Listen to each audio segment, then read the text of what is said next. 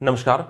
तो ये बीएमसी का हमारा सेकंड लेक्चर है और हमने फर्स्ट लेक्चर में देखा कि स्टोन्स के कैसे क्लासिफिकेशन हम करते हैं, जो कि हमने जियोलॉजिकल बेसिस पर, केमिकल बेसिस पर और एक फिजिकल बेसिस पर उनका क्लासिफिकेशन देखा था। आज हम देखने वाले हैं कि स्टोन्स के और क्या अदर फैक्ट्स हैं जिनके बारे में हमको पता होना चाहिए, जो कि कॉम्पिटिशन के लिहाज से बहुत इंपॉर्टेंट है। सबसे पहले हमारा आता है स्पेसिफिक ग्रेविटी। तो स्टोन की स्पेसिफिक ग्रेविटी 2.4 से 2.8 के बीच रहनी चाहिए। 2.8 से ज्यादा भी चली जाए हमें इससे कोई फर्क नहीं पड़ता, लेकिन 2.4 से कम नहीं होनी चाहिए अगर एक अच्छे स्टोन्स की हम बात करें। अब स्पेसिफिक ग्रेविटी क्या है, हम इसके बारे में अभी कुछ देर में डिस्कस कर लेंगे। स्पेसिफिक ग्रेविटी यहां हम साइड में लिख देते हैं इन चीजों को जिनके बारे में हमें थोड़ा सा और डिटेल में पता होना चाहिए, जिन चीजों के बारे में। तो स्पेसिफिक ग्रेविटी को हम देख लेंगे। अब आगे क्रशिंग। क्रशिंग जब हम किसी भी स्टोन को इस तरीके से, जो हमारी यूटीएम मशीन होती है, यूनिवर्सल टेस्टिंग मशीन, उसमें भी, और एक सिविल में अलग ही मशीन होती है कंप्रेशन टेस्टिंग मशीन, सीटीएम। तो उसमें दोनों में से आप किसी में भी टेस्ट कर सकते हैं ये, लेकिन हम करते हैं सीटीएम में, कंप्रेशन टेस्टिंग मशीन में। अगर कोई पूछे तो हम सीटीएम नाम देंगे उसका ऑप्शन में। अगर दोनों ही दे रखे हैं तो सीटीएम नाम देंगे, नहीं तो अगर आपको यूटीएम भी दे रखा है मशीन तो वो भी हम लगा सकते हैं। अब यहां पर जो क्रशिंग स्ट्रेंथ है स्टोन की, वो 100 MPa से कम नहीं होनी चाहिए। यानी उस पर 100 स्टोन को जब हम तोड़ेंगे तो वो 100 न्यूटन पर mm स्क्वायर से कम नहीं होनी चाहिए। अभी हम MPa की भी बात कर लेंगे आगे। MPa को थोड़ा सा और डिटेल में समझ लेंगे, क्योंकि कंपटीशन में क्या होता है ना, ये चीजें तो फैक्ट्स हमको पता ही है, लेकिन साथ साथ जब नाम आ गया है स्पेसिफिक ग्रेविटी, जब नाम आ गया है MPa, तो क्यों ना इसके बारे में भी थोड़ी सी हम डीप स्टडी कर लें, क्योंकि वो कंपटीशन में कुछ भी पूछ सकता है हमसे। अब आगे देखते हैं अगला फैक्ट है इसका कि कोफिशिएंट। हाँ, एक ये कि क्रशिंग होती है स्टोन की 100 MPa, वो डिपेंड किस चीज पर करती है ये भी पूछा जा सकता है। तो डिपेंड करती है स्पेसिफिक ग्रेविटी पर और टेक्सचर पर।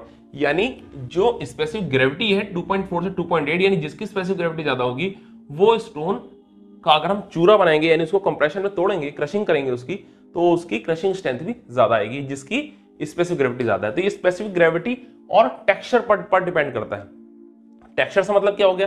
टेक्सचर से मतलब वो किस तरीके का बना हुआ है, उसके अंदर इंटरनल स्ट्रक्चर किस तरीके का है। सेडिमेंट्री रॉक की क्रशिंग स्ट्रेंथ कम रहेगी और जो मेटामॉर्फिक की क्रशिंग स्ट्रेंथ ज्यादा रहेगी। अब क्रशिंग स्ट्रेंथ में एक और इंपॉर्टेंट पॉइंट हमारा कि सबसे कम क्रशिंग स्ट्रेंथ होती है नीस की। जो नीस रॉक है इसकी क्रशिंग स्ट्रेंथ सबसे कम होती है और सबसे ज्यादा होती है लैटेराइट की। तो हमें ये चीज भी पता होना चाहिए। ये है मैक्सिमम, ये है मैक्सिमम क्रशिंग स्ट्रेंथ और ये है मिनिमम।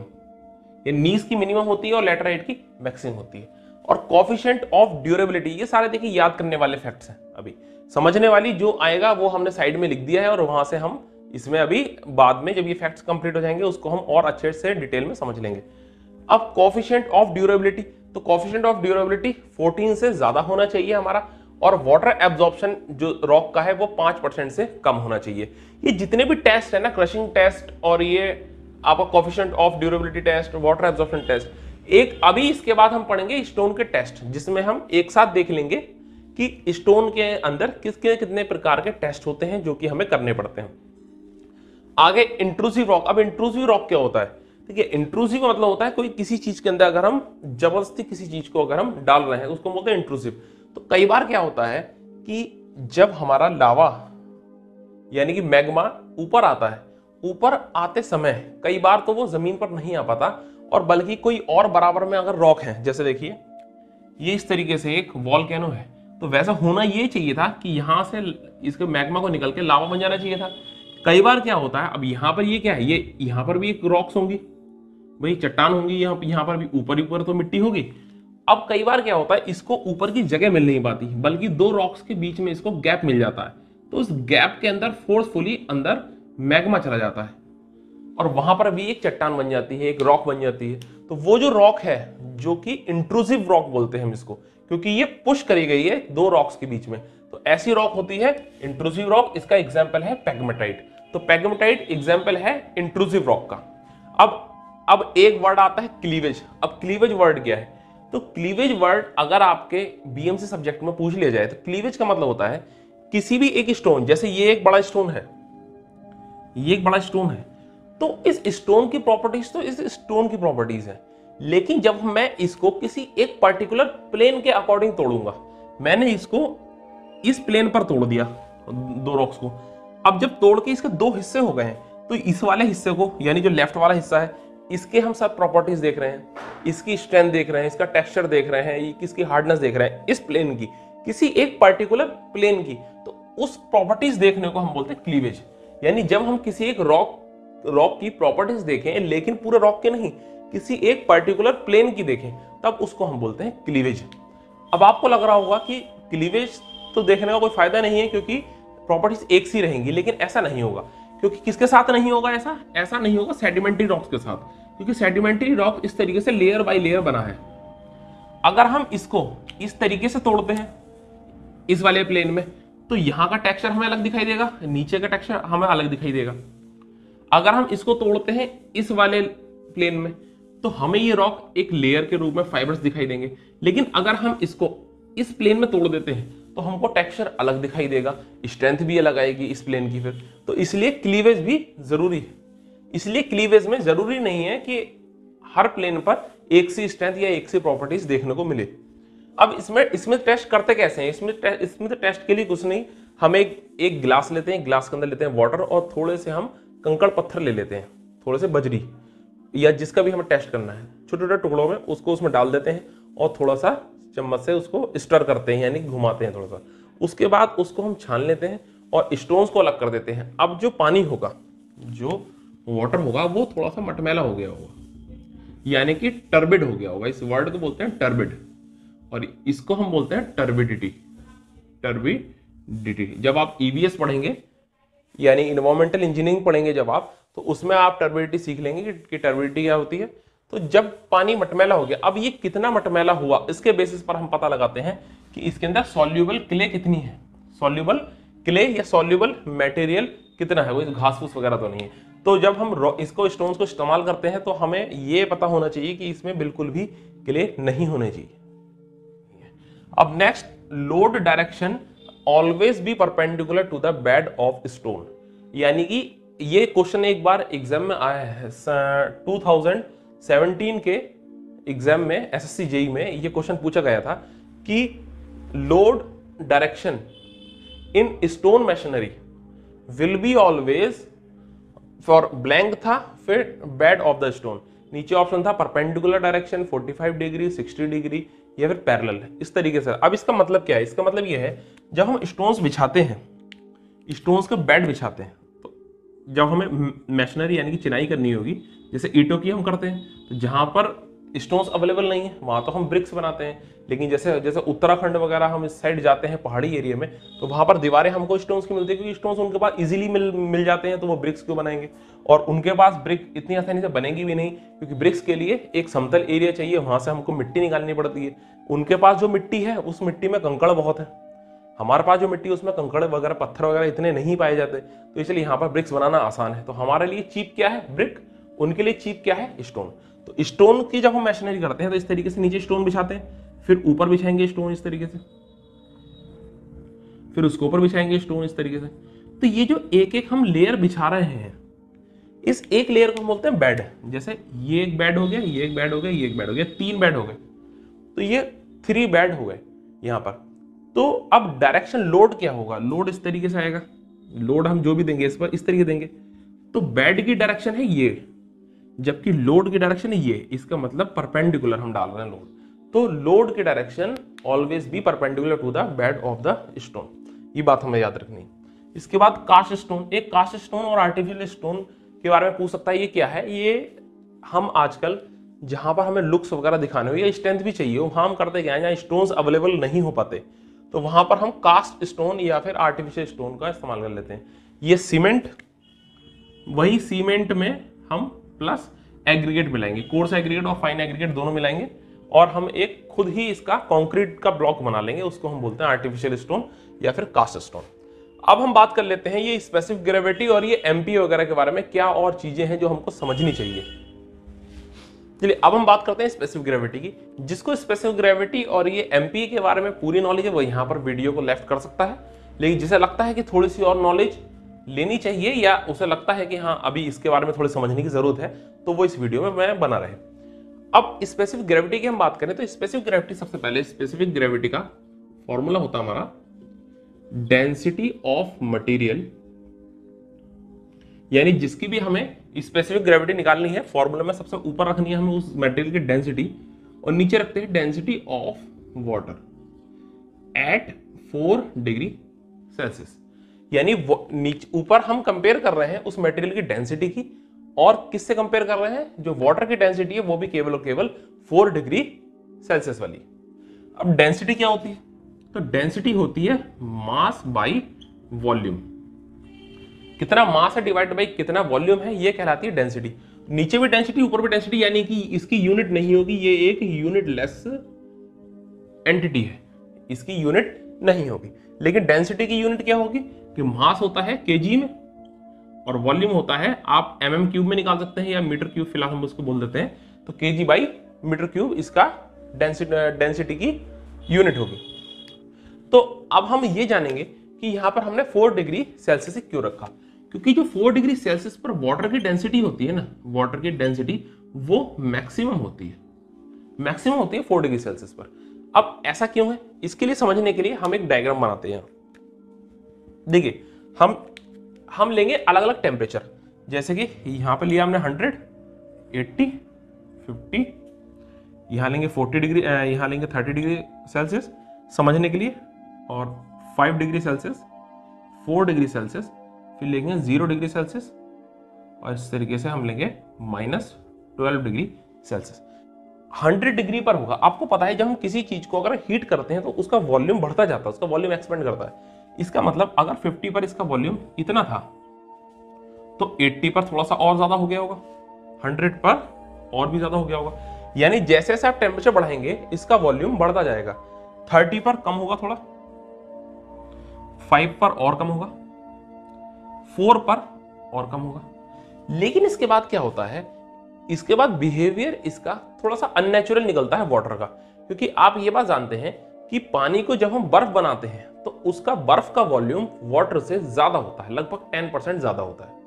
अब इसका मतलब ये तो वाटर है, यहां तक तो 0 पर आइस बनना शुरू होगा, तो इसका मतलब है कि इसका वॉल्यूम ज्यादा होगा, क्योंकि वाटर से ज्यादा वॉल्यूम होता है उसके आइस का। तो इसका मतलब है कि यहां पर जो 0 है, 0 के आगे इसका वॉल्यूम दोबारा से बढ़ना स्टार्ट कर देगा। तो आप देखिए वॉल्यूम यहां भी ज्यादा था, इसका वॉल्यूम जैसे से हम और ठंडा कर रहे हैं वाटर को वहां भी ज्यादा है, लेकिन जो 4 डिग्री सेल्सियस है ना, यहां पर मिनिमम वॉल्यूम हमको अचीव हो रहा है, यानी वाटर का मिनिमम वॉल्यूम अचीव होता है हमें 4 डिग्री सेल्सियस पर। अब अगर हम डेंसिटी की बात करें तो डेंसिटी का फॉर्मूला क्या है, डेंसिटी का फॉर्मूला है मास अपॉन वॉल्यूम। मास तो कांस्टेंट ही है, तो यहां पे भी मास रहेगा, यहां पे मास तो कांस्टेंट रहेगा, लेकिन वॉल्यूम के चेंज होने पर डेंसिटी चेंज हो जाएगी।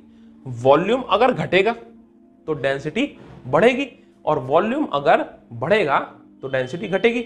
मास तो हर जगह कांस्टेंट है हमारा, लेकिन वॉल्यूम चेंज हो रहा है। तो अगर हम यहां की बात करें तो यहां पर रखा जाएगा m डिवाइड बाई जो नीचे वॉल्यूम रखा गया है ना, वो बहुत छोटा है। इसका मतलब है जब हम छोटी चीज से डिवाइड करेंगे तो ये यहां जो डेंसिटी आएगी वो मैक्सिमम डेंसिटी आएगी। और इसके अलावा हम इस तरफ चले जाएं, ये इस तरफ चले जाएं, डेंसिटी घटनी शुरू हो जाएगी, क्योंकि वॉल्यूम बढ़ना शुरू हो जाएगा। तो इसका मतलब है कि अगर एग्जाम हमसे ये भी क्वेश्चन आ जाए कि डेंसिटी एट 100 डिग्री सेल्सियस और डेंसिटी एट 4 डिग्री सेल्सियस, तो किसकी डेंसिटी ज्यादा होगी, तो डेंसिटी ज्यादा होगी एट 4 डिग्री सेल्सियस अगर हम वाटर की बात करें। इसीलिए हमने 4 डिग्री सेल्सियस पर ही वाटर की डेंसिटी यहां पर रखी है। अब यहां से एक क्वेश्चन जनरेट और हो जाता है डेंसिटी को लेकर कि अगर हम लें अगर हम लें स्पेसिफिक ग्रेविटी ऑफ वाटर, ये ऑप्शन आ जाए, मान लो क्वेश्चन आ जाए what is the specific gravity of water, यानी हम स्पेसिफिक ग्रेविटी वाटर की ही निकालना है स्पेसिफिक ग्रेविटी। तो ऊपर भी वाटर का रखी जाएगी डेंसिटी, नीचे तो वाटर की रखी जाती है ही। तो स्पेसिफिक ग्रेविटी ऑफ वाटर अगर हम यहां पर लिखें तो इसमें आपको ऑप्शन दिया जाएगा 0, 1 या फिर कैन नॉट या इंफिनिटी या फिर नॉट डिफाइन या फिर कैन नॉट बी कैलकुलेटेड ये। लेकिन जो फोर्थ ऑप्शन होगा वो होगा depends on temperature, depends on temperature. इसका ये आंसर सही होगा। अब टेम्परेचर पर डिपेंड कैसे करेगा, क्योंकि 4 डिग्री सेल्सियस पर तो डेंसिटी मैक्सिमम हो गई, हमें पता लग गया। लेकिन हो सकता है हम जिस पानी को निकाल रहे हो वो पानी हमारा 30 डिग्री सेल्सियस पर हो, यानी इसकी जो डेंसिटी होगी वो 4 से कम होगी। इसकी डेंसिटी 30 डिग्री सेल्सियस पर निकालने हो, इसकी डेंसिटी 4 से कम होगी, तो जब हम रखेंगे ऊपर, तो ऊपर तो हम डेंसिटी वही रखेंगे जो हमारा 30 डिग्री सेल्सियस वाली है, लेकिन क्योंकि हमारा स्पेसिफिक ग्रेविटी का फॉर्मूला ये कहता है कि नीचे तो हमें 4 डिग्री सेल्सियस वाली ही रखनी है, यानी मैक्सिमम डेंसिटी ही रखनी है। हम डेंसिटी रखा 30 डिग्री सेल्सियस, नीचे रखी मैक्सिमम वाली, तो इसका हमेशा आंसर 1 से कम ही आएगा। यानी वाटर की अगर हम डेंसिटी निकालेंगे, क्योंकि ये मैक्सिमम डेंसिटी है, तो उसके दो आंसर बनेंगे, एक तो डिपेंड्स ऑन टेम्परेचर ये दे रखा है तो, और अगर ऑप्शन में ये दे रखा है कि density of water is less than और इक्वल टू 1, तो आप इसको सही लगाएंगे। इक्वल टू 1 को वाला हम नहीं लगाएंगे आंसर, यानी कि स्पेसिफिक ग्रेविटी ऑफ वाटर हमेशा 1 नहीं होगी, लेकिन 1 से कम होगी या 1 के बराबर होगी। यह है स्पेसिफिक ग्रेविटी का पूरा कॉन्सेप्ट। अब हम समझते हैं कि ये एमपी के बारे में हम और क्या डिटेल ले सकते हैं। एमपी यानी मेगा पास्कल जिसको हम बोलते हैं, जिसका नाम है न्यूटन पर एम स्क्वायर। अब देखिए, हम शुरुआत करते हैं सबसे पहले न्यूटन से। तो न्यूटन क्या है? न्यूटन केजी मीटर पर सेकंड स्क्वायर, इसको हम न्यूटन बोलते हैं। हम कई बार क्या होता है, जब कोई बड़े साइंटिस्ट होते हैं तो जब उनकी डेथ होती है या उनको हम सम्मान देने के लिए यूनिट्स का नाम उनके नाम पर रख देते हैं कई बार। उससे हम, जैसे कि स्टेडियम पर भी आप देखते हैं कि क्रिकेट के स्टेडियम कभी रवि शास्त्री के नाम पर या सचिन तेंदुलकर के नाम पर, ब्रायन लारा के नाम पर, इस तरीके से हम स्टेडियम रख देते हैं, स्टेडियम क्रिकेट के स्टेडियम के नाम। इसी तरीके से हम यहां पर भी करते हैं। तो अब न्यूटन होता है केजी मीटर पर सेकंड स्क्वायर, को हम न्यूटन लिख देते हैं। अब क्या है, जब हम प्रेशर निकालते हैं तो प्रेशर या फिर स्ट्रेस कह लो, यूनिट तो सेम है, तो वो होता है फोर्स अपॉन एरिया, यानी कि न्यूटन पर मीटर स्क्वायर। हमने किया क्या, एक साइंटिस्ट है पास्कल, जिन्होंने पास्कल्स लॉ भी दिया है और फ्लूइड मैकेनिक्स में काफी ज्यादा उनका योगदान है। तो पास्कल को हमने श्रद्धांजलि से देने के लिए इस पूरी यूनिट को हम पास्कल बोलने लगे, इनके नाम पर रख दिया, यानी न्यूटन पर मीटर स्क्वायर को हमने पास्कल यानी पीए लिखने लगे। अब ये एमपी कैसे आ गया, मेगा पास्कल। मेगा पास्कल, अब देखिए किया क्या है, हमने लिया न्यूटन पर मीटर स्क्वायर, ये बराबर किसके हो गया, पास्कल के। अब हमने इस मीटर स्क्वायर को एमएम में चेंज कर दिया, क्योंकि हमारे पास सिविल इंजीनियरिंग में अगर हम निकालते हैं तो न्यूटन तो चलिए फोर्स हम न्यूटन में भी ले सकते हैं, किलो न्यूटन में भी ले सकते हैं, लेकिन जो मीटर स्क्वायर में हमारे पास हर बार एरिया नहीं आता। बीम का भी एरिया हमारे पास मीटर स्क्वायर में पॉइंट्स में आएगा, काफी ज्यादा फ्रैक्शनल वैल्यू आएगी, जबकि एमएम स्क्वायर में सही रहेगा। हमारा जो स्टील सरिया होता है उसका भी एरिया एमएम स्क्वायर में आता है। तो हमारे लिए था कि हम इसको एमएम स्क्वायर में लें, या फिर किसी भी कोई भी इंजीनियरिंग है वो एमएम स्क्वायर की बात करती है। तो अब हमने किया क्या है, इस मीटर स्क्वायर को एमएम स्क्वायर में कन्वर्ट कर दिया, यानी कि न्यूटन अपॉन, अभी मीटर को जहां एमएम में करेंगे, यहां पे एमएम स्क्वायर, क्योंकि एमएम स्क्वायर है तो एक मीटर चेंज हुआ 10⁻³ लगा, दूसरा मीटर चेंज हुआ 10⁻³ लगा, यानी अब ये क्या बन गया है, अब ये बन गया न्यूटन पर एमएम स्क्वायर। अब आगे ये तो पास्कल ही था, अभी तक चल तो पूरा पास्कल ही रहा है, तो न्यूटन पर मीटर स्क्वायर यही है, न्यूटन पर मीटर स्क्वायर ही ये है, लेकिन हमने एमएम स्क्वायर में चेंज करके नीचे इस तरीके से निकाल दिया 10⁻³ और 10⁻³ हमने इसमें निकाल दिया है। अब क्या है, ये जो 10⁻³ और 10⁻³ है ये बन गया है 10⁻⁶, और इसको हम ले गए इस साइड, यानी कि न्यूटन पर एमएम स्क्वायर इधर रह गया इंटू 10⁻⁶ PA यानी पास्कल, और 10⁻⁶ को हम क्या बोलते हैं, मेगा। भाई 10⁻³ लगे किसी के पीछे तो वो हो गया किलो, 10⁻⁶ लग जाए तो हम उसको बोलते हैं मेगा। तो इसलिए यहां पर 10⁻⁶ की जगह हम एम भी लिख सकते हैं, यानी मेगा पास्कल। तो ये बन गया है एमपीए यानी मेगा पास्कल। तो इसलिए न्यूटन पर एमएम स्क्वायर को हमने बोल दिया है मेगा पास्कल। इसमें यह ध्यान रखना है, एम बड़ा रहेगा और इसका पी बड़ा रहेगा, ए छोटा रहेगा। एम और पी बड़ा रहेगा और ए छोटा रहेगा, मेगा पास्कल इस तरीके से लिखा जाएगा। तो इसलिए न्यूटन पर एमएम स्क्वायर हो गया मेगा पास्कल। अब मिलते हैं आपसे हम अगली वीडियो में। जय हिंद।